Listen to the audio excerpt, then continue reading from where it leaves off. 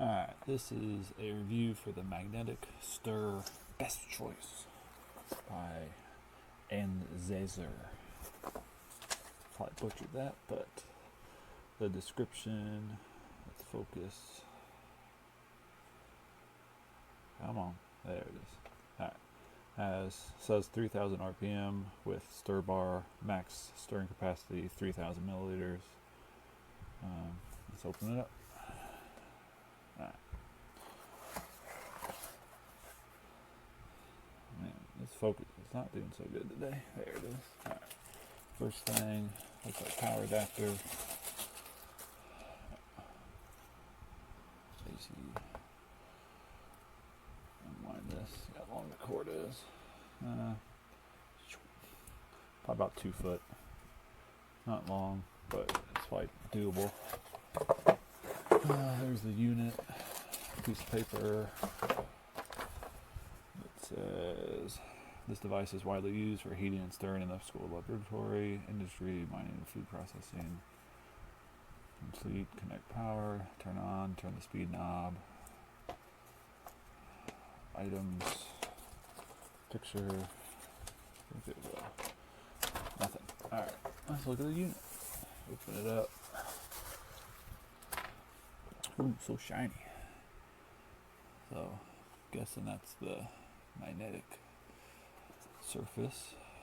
Power on the back. I think it's really clean. No blemishes. Nice rubber feet. Feels really lightweight. Okay, so there's a click to be off all the way, then low speed, and probably max speed. So that's probably a power indicator. Let's plug it in.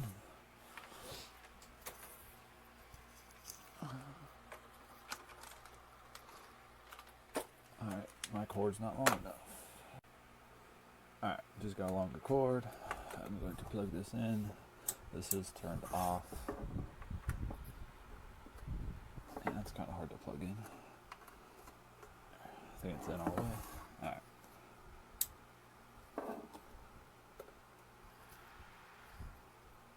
Alright, so the light gets brighter the higher it is. Okay. This is still on. That's off. On. You can hear something spinning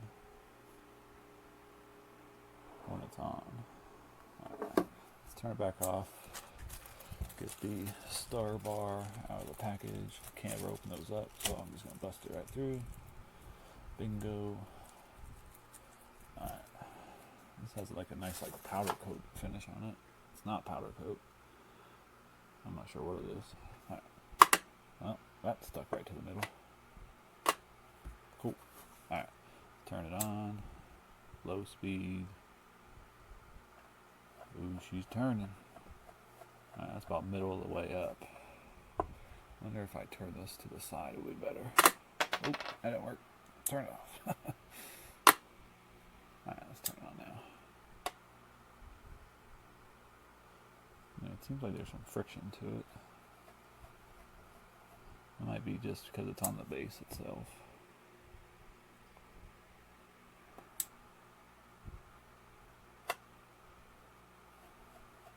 Oh, it works. Let's go get some water, test it.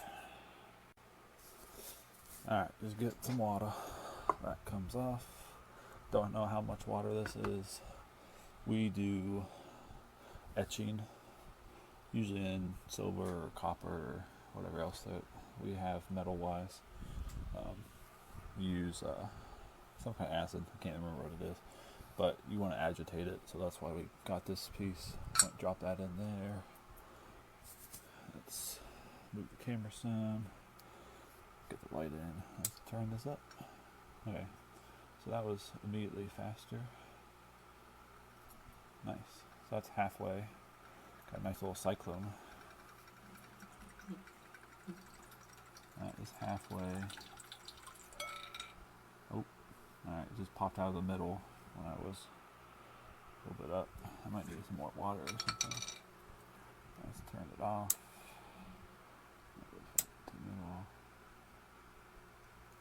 I mean, that's probably more than enough that we'll use. Alright, I'm gonna get some more water in there.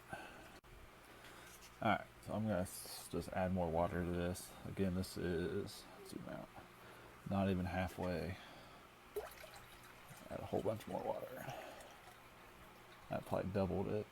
And this is about 26 ounces, 750 milliliters. And there's probably about 15, so this is probably about half capacity. So I'm going to try to kick this up and see if it knocks it out of the middle again. Ooh, nice. That is just over halfway, and that is moving that pretty good. Kicking up all the way. Alright, we got like a vortex forming. That is max power. Pretty cool. It's splashing a little bit, but I mean, oh, so when you slow it down, it seems to get knocked out in the middle. Turn it off, moves back,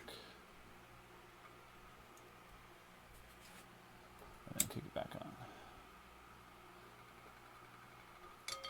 Oh, so that's kind of touchy. But to reset it, all you have to do is just turn it off.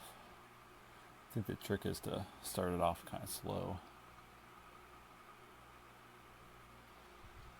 But, well, let's see. I got up pretty fast that one time, just by going up a little bit at a time. I think you just have to wait for the water to catch up.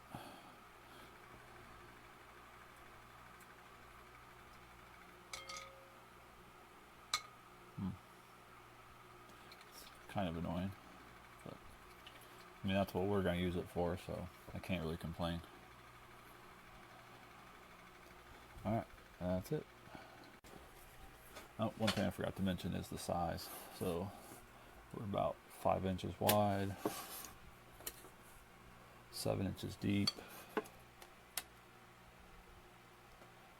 1 3/4 inches tall, pretty much exactly. Now the metal part is looks like 4 7/8 inch solar part. I'm hoping that seems pretty waterproof, but I guess we'll see. Then this bowl is pretty big.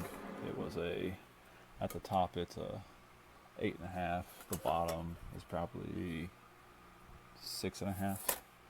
It has a little bit of a convex to it, so maybe that caused some of the issue. We usually do a flatter surface, but I couldn't find it. But I'm pretty happy with this. So this review is for the ANZESER magnetic stirrer. We've also got a magnetic stir bead in the bottom of the beaker, which is what's used to actually store the material. And OmniLab's beaker set, which contains multiple sizes. This one's a liter beaker, but we've also got a half liter, a quarter, and so on, all the way down to a really tiny beaker. So you can actually see how it works if you haven't used one before. These are really common in labs. They come in two forms, ones that stir only, and also ones that can heat while stirring, and they get quite hot. I found both of them also useful in just regular kitchens when you're doing preparation where you need to be exacting and where you need something stirred for a while, especially if you go to the hot plate version. You can actually prepare soups and other things and keep it under a constant stir. So let's go ahead and take a look at it. The first thing you do is there's a knob that you just twist, and it starts off in a green, and very slowly inch it up, and then it starts spinning a little bit, and as it goes it spins a lot more. So I'm going to back this off to, I'm just going to take it down all the way for a second, let it kind of stop. If I were to take, this is 2 tablespoons of cream. I'm just going to pour it in there, and the water's still moving a little bit so you see it move, but then I'll bring the stir up. And this water is cold, so normally coffee wouldn't mix really well into it. This is 2 tablespoons of instant coffee into 300 milliliters of water. And then we can turn it up. And if you'll notice, you get a good blend right away. You don't have to mess with it. If this beaker was much more full, laying a glass plate over the top would make sure that it doesn't spill. And right now this is at half speed, so it can go quite a bit more but you get kind of the point. It, I find them really useful in mixing things like reconstituting beef bouillon paste, like better than bouillon, because you can take warm to hot water, drop the mix into it, turn the stirrer on and let it work its magic until you're ready to incorporate it into your dish. This one is actually a great value. It's way cheaper than the last one I had that finally broke after 15 years, which did have a hot plate but was way more expensive. This was a bargain. I hope that was useful. So far, all three items have worked great. If you purchase separate additional stir magnet beads,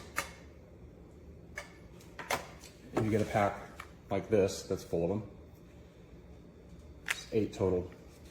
And then the plate itself comes with 1. I like to have spares because as soon as I'm done mixing one thing, I'll set it off to the side and work through cleaning it later when I'm done cooking. Anyway, I hope this was helpful and have a great day.